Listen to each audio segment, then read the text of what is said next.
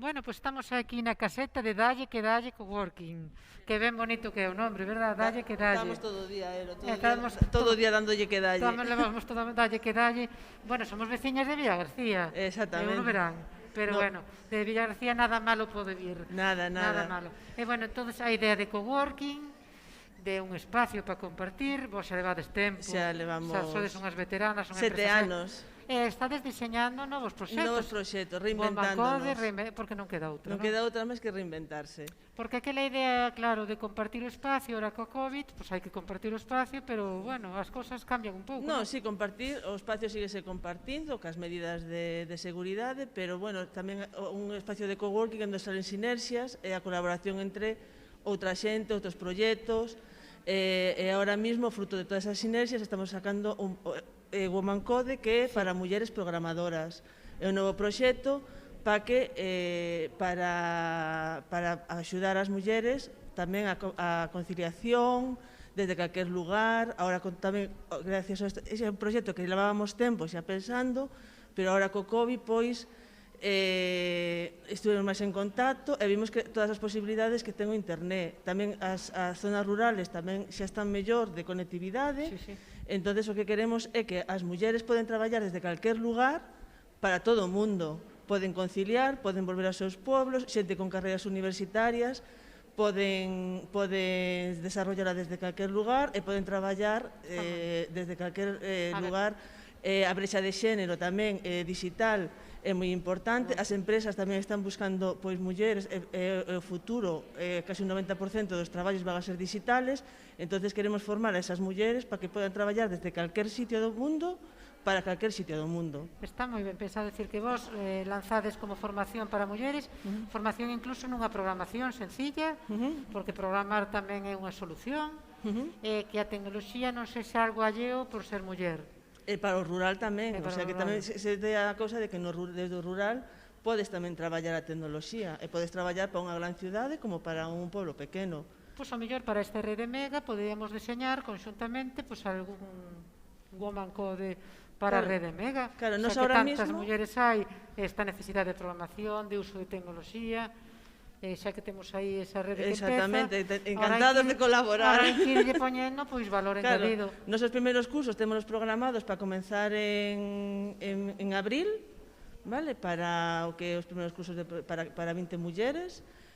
Agora estamos na campaña de lanzamento, o sea que aquí estamos para colaborar. E vai falar un pouco, era que como... Nada, simplemente contar que como persoa que se formou noutro ámbito, como bióloga, que te das de conta de que hai moitas mulleres que desenvolveron a súa formación e a súa carreira profesional en distintos eidos, sempre están a tempo de reconducirse.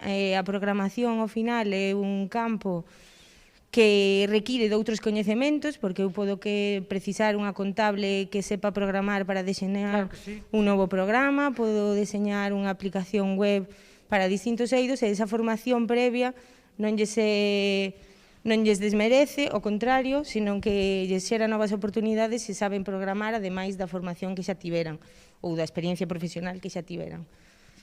Entón, claro, a axuda mega con esta de activa, axudou-vos a poñer isto. A poñer en marcha este novo proxecto, sí. Claro,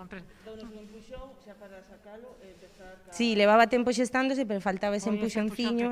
Pois benvida sexa. Bueno, pois seguimos falando e a ver se lle trasladamos a Secretaría Xeral de Igualdade a Woman Code Mega. Moi ben. Moi ben. Pois queda aquí encantadas. Sí. Pois seguimos visitando entonces o terceiro encontro a sala de exposicións. Encantadas. Hasta logo. Hola, Sabela, que tal? Aquí estamos cunha arquitecta que tamén foi beneficiada das axudas Mega nesta última edición. Sabe é arquitectura, de saber, de arquitecta. Xa tivemos unhas primeiras tutorizacións e sabe que quere transformar o mundo. Queres facer un mundo mellor, que non é pouco, verdad? Mira, hai que puntualizar que sabe é polo sentido do gusto. De saber. Porque, exactamente, porque eu que estou é traballar cos sentidos, de acordo? A idea de saber arquitectura é traballar con neurociencia para diseñar os proxectos de arquitectura dende o punto de vista da saúde, deixar de lado os patróns estilísticos e modas circunstanciais en centrarse en temas que cheguen ás necesidades das persoas. Hoxe en día hai 450 millóns de persoas no mundo con problemas cardiovasculares e problemas de saúde mental derivados do estrés. E o espacio influye, non? Entón, temos xa, dende os anos 90, ferramentas como a biométrica, que é a medida dos parámetros do corpo, e a neurociencia, que estudia a resposta do cerebro aos estímulos externos, que nos dan moita información para empezar a traballar e xerar atmósferas de benestar, que é o que se trata en Saber Arquitectura, de acordo? Entón, podemos mellorar as capacidades cognitivas, podemos baixar a presión arterial, e non é maxia. E podemos mellorar os ritmos de sono, por exemplo. É fundamental, é dicir, crear espacios que realmente te cuiden. Exactamente, exactamente. A idea de fogar, de verdade, non? Que non sexa un lugar de estrés, que sexa un lugar sano. Exactamente. Entón, tú como arquitecta tes esa visión de un espacio de saúde. Exactamente. E a perspectiva de xénero, porque, claro, tamén como se diseñaban os espacios, se non se pensaban en como homes e mulleres cos cuidados. Sí, tiven unha profesora moi recoñecida que falaba dos espacios masculinos e femininos, o espacio público era o espacio masculino e o privado era o feminino. Pero que pasa? Estamos nunha era na que os espacios privados están acadando moita importancia, e agora co COVID aínda máis, digamos máis, non? Bueno, pois Sabela e a arquitectura, pois seguiremos na página web, nos teus traballos, xa tes unha longa trayectoria, non empezas, ainda que empezas en Emega, xa ven aquí todo un recoñecemento, e as túas obras falan por ti, e agardamos seguir axudándote e verte medrar. Gracias por vir hoxe hasta aquí. Gracias a vos por todo, pola acollida e pola oportunidade. Perfecto. Moi ben, moitas gracias. Hasta logo. Ata logo. Hola Mercedes, que tal? Mercedes Beite, da empresa Lumecu. Bueno, xa tamén unha bella conocida que fai roupa, non? Pero roupa que fala, verdad? Que conta historias, roupa maravillosa. Mercedes, que nos traes hoxe aquí a esta feira do terceiro encontro das emprendedoras Emega?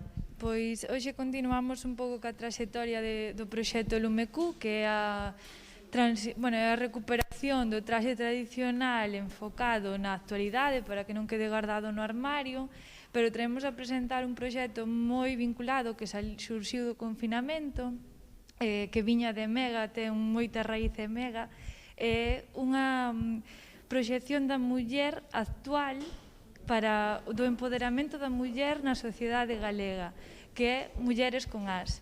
É dicir, Lumecu crea as prendas tradicionais reinventadas na actualidade, pero crea Mulleres con As no confinamento por unha necesidade que tiñamos de todas esas mulleres que estamos traballando dende as nosas casas, dalas a coñecer e apoiarnos entre nós.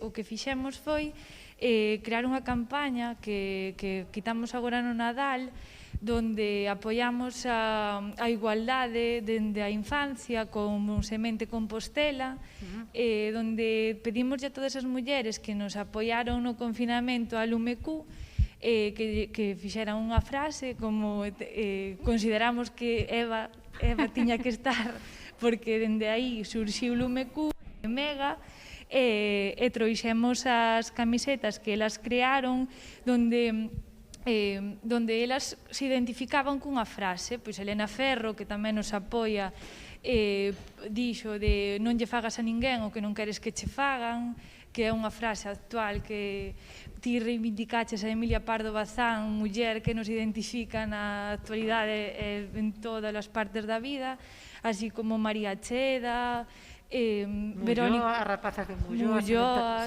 Sementarei.